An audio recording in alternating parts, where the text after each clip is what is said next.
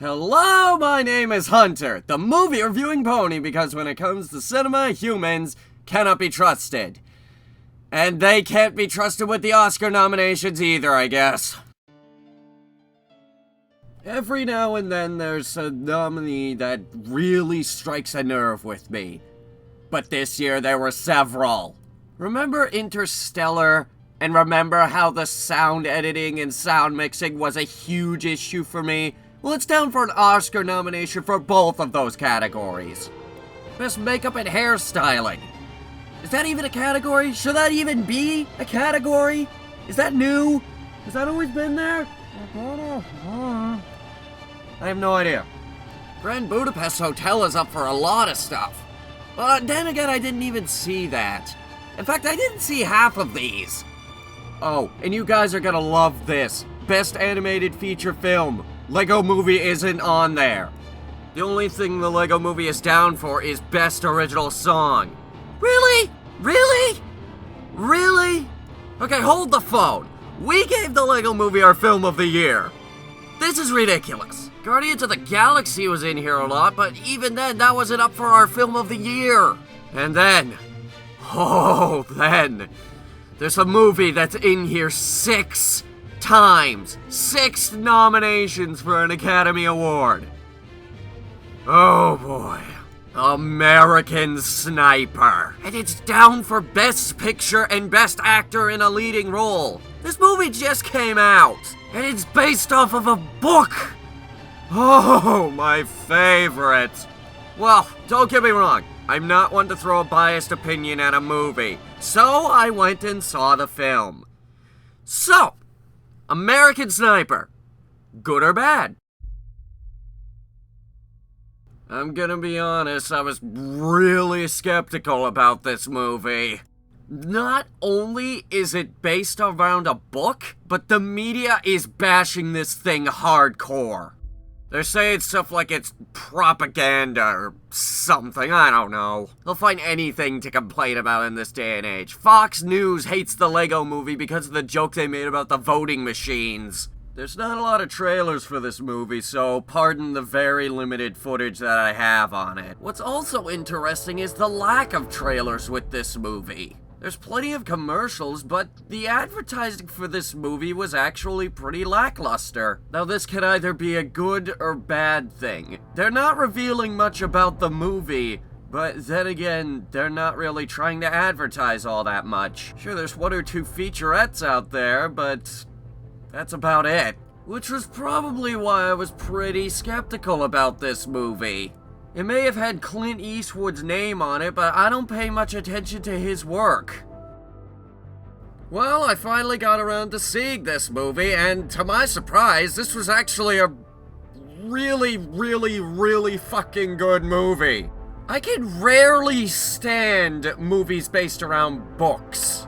And it turns out that this was based on an actual person. Now, admittedly, I never read the book, but this was an absolutely fantastic movie.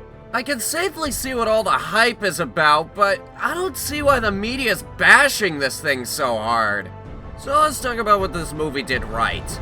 Bradley Cooper plays his role very well. You can actually feel the emotion in this movie.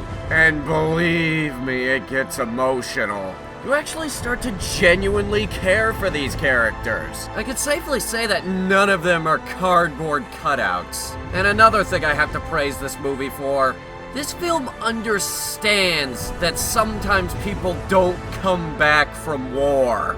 There are characters in this movie that die who you won't expect to die, and it happens very suddenly. It understands that life is a precious thing, and in the blink of an eye, it could be gone.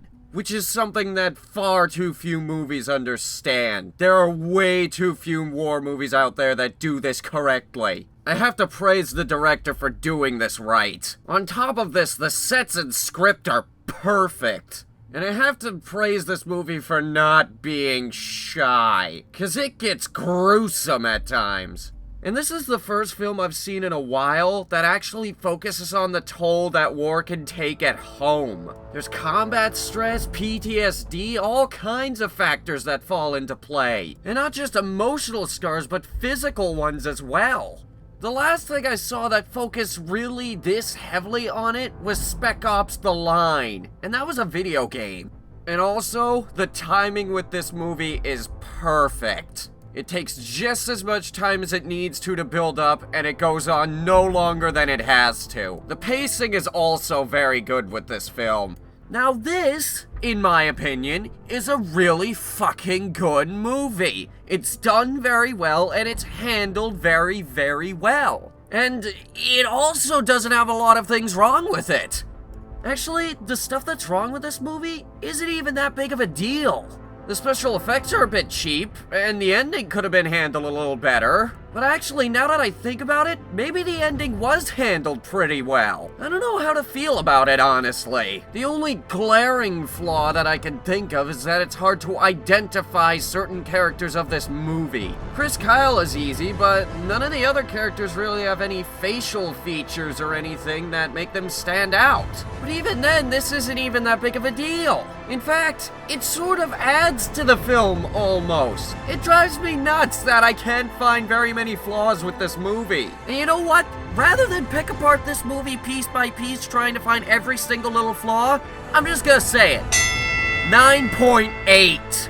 Personally, I can't recommend this movie enough. This is a very, very powerful film. I can safely see why this is nominated for 6 Academy Awards. Clint Eastwood did a damn good job with this. He didn't look at this as an excuse to make money. He actually did his research and respected the living hell out of it. Humanity still can't be trusted when it comes to making movies, but we could probably start showing a little more faith in them now. My advice, go see this movie, because this is one of the really good ones. My name is Hunter, and this has been a Hunter Review.